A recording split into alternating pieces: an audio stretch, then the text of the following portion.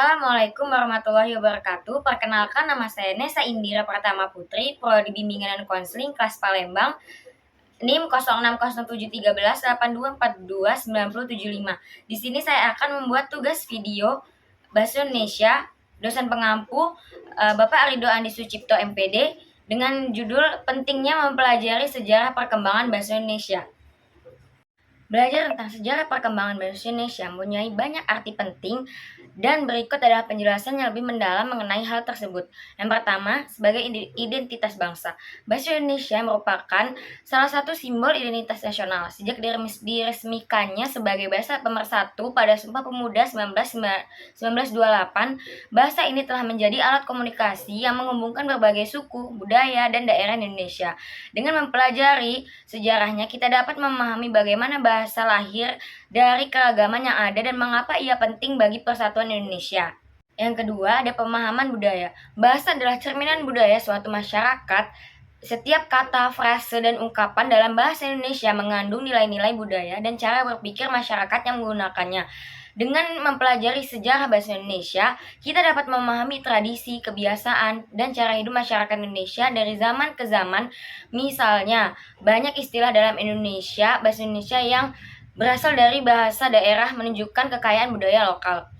Yang ketiga, ada evolusi dan perubahan bahasa. Bahasa selalu berubah seiring berjalannya waktu. Dalam sejarahnya, bahasa Indonesia mengalami proses pengembangan yang signifikan dari bahasa Melayu yang digunakan oleh Nusantara hingga menjadi bahasa resmi Indonesia yang kita kenal saat ini. Memahami evolusi ini penting agar kita dapat mengenali perubahan dalam menggunakan bahasa, termasuk pengaruh bahasa asing, bahasa gaul, dan istilah baru yang muncul dalam masyarakat modern. Yang keempat, ada pendidikan dan literasi. Di sekolah, pengajaran bahasa Indonesia tidak hanya mencakup tentang bahasa dan kosakata, tetapi juga sejarahnya. Dengan memahami bagaimana bahasa Indonesia berkembang, siswa akan lebih menghargai dan memahami teks-teks sastra, sejarah, serta karya-karya lainnya. Ini juga membantu mereka dalam mengembangkan keterampilan bahasa yang baik.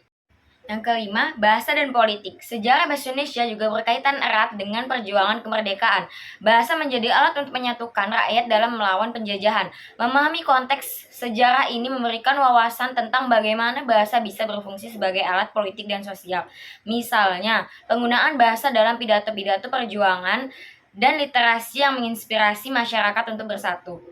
Yang keenam, ada pengembangan bahasa. Dengan pengetahuan tentang sejarah, kita bisa lebih peka terhadap perkembangan bahasa Indonesia di masa kini. Kita dapat melihat bagaimana bahasa Indonesia ini beradaptasi dengan teknologi, media sosial, dan pengaruh global. Ini juga penting untuk menjaga agar bahasa tetap relevan dan tidak terpengaruh oleh pengaruh bahasa asing yang semakin mendominasi.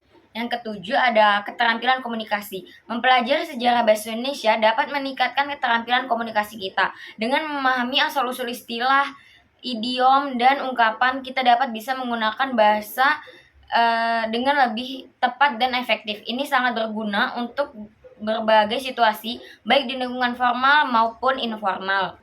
Yang terakhir, ada penghargaan terhadap keragaman. Indonesia adalah negara yang kaya akan keragaman budaya dan bahasa.